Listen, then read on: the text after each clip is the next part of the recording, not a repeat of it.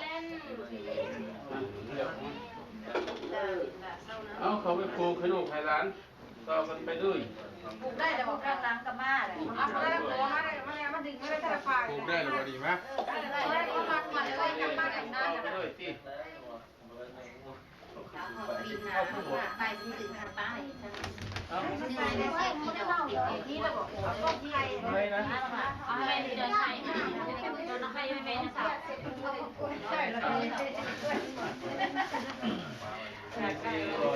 เอ้าชอบแก้เสื้อแล้วแม่เลยว่าของบ่ได้ผู้ใดบ่เอาผู้ใดจะกินเนี่ยคนเขาได้อยู่ที่คนเลย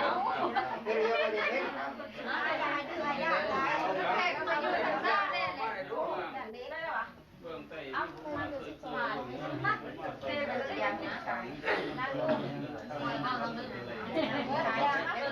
แล้วก็ไปเรื่อยๆไม่ขายเลิกงั้นเขาดิงั้นเขาดิค่ะเร็วรถมือลงหน่อยเลยนะไม่ควรได้มือลงมาอ้าวมันก็ยิ้มแห้งเลยฟ้าอายุนักไปทำใจไม้เมนวันนี้ตั้งใจทำมาเป็นคนบอกแล้วก็ดูมันนี่เนี่ยนี่อะไรโม่อะไรคณะสิ่งใดก็ให้ได้สิ่งนั้นเอาคนนั้นเอาพี่ป้ามาเขาเลยภาษาดีกว่าเรื่องอยู่เลยเอาเลยนั่นนี่ทำเราไม่ได้เราปุ๊บปุ๊บแต่ว่าจะได้บุญโยก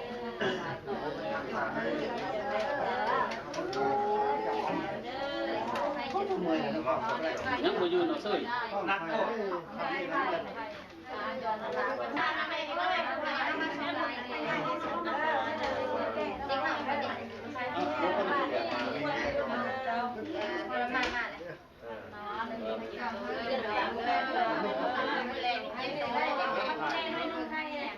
ปลูกแมวโลนไม่ได้ง่อยเนี่ยเลยเขาง่อยนะเขากล้วยแน่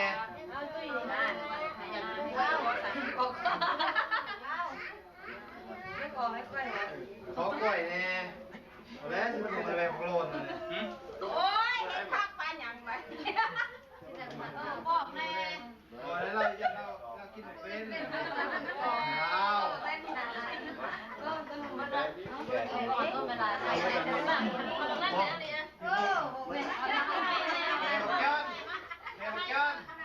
พวกแมวโลนอะไรอย่างเงี้ยของกล้วยผมเป็นเหรอไม่ลงยังหน่อยได้ฮะบอกหน่อยก็ว่ามันสิเบิ่งชายไก่บ่เห็นเด้อเดี๋ยวนี้หน่อยแมวโลนมาเอาอันปากกาโก้จะสองข้างละคอยโกแน่คอยโกแน่โกมาสองไปจะได้ให้งานยิงไปหนึ่งอ้าวได้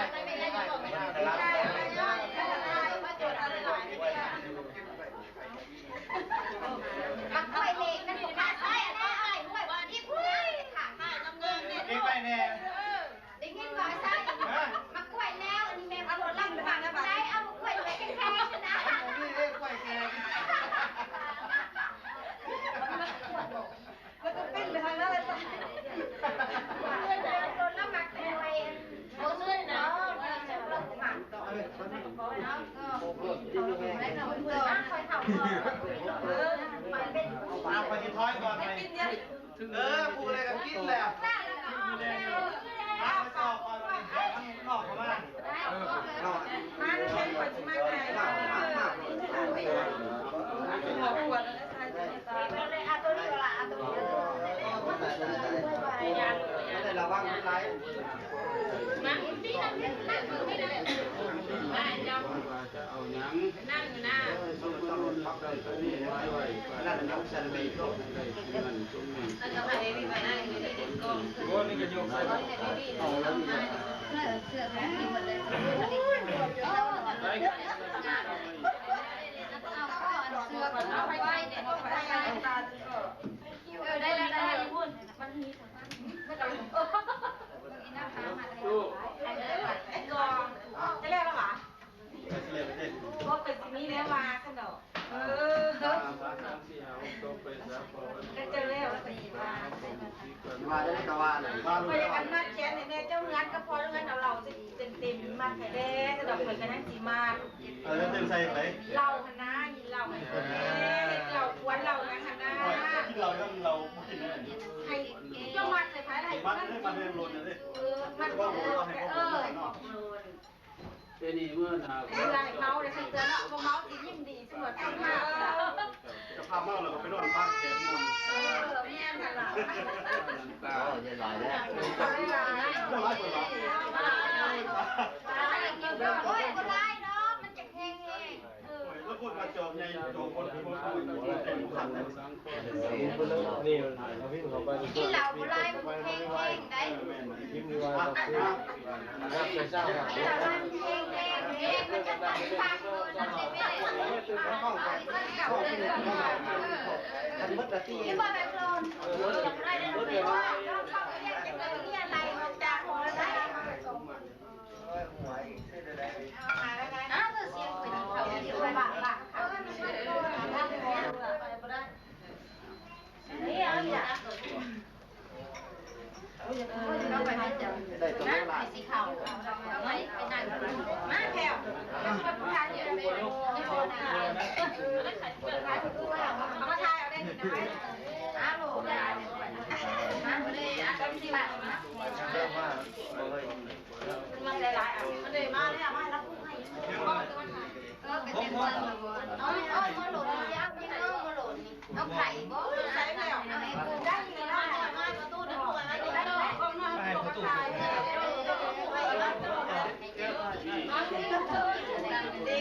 ม่เลยแม่ประตูด้วยอันนี้ อย่าพาอย่าพา เ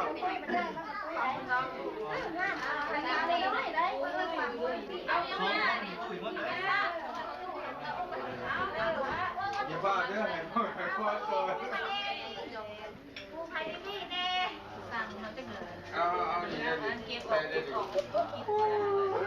ไปจะนอนเก็บตัวมันจะนอนเก็บตัวไม่เอาเข้าใส่เด็กมันก็รู้ว่าจะต้องมาเส้นแล้วก็ตายเลยว่าได้เอาผักก็ได้ก็ได้ก็ได้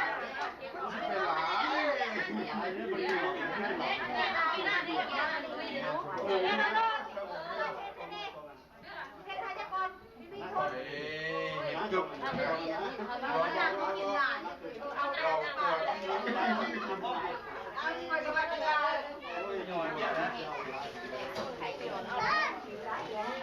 กินหลาน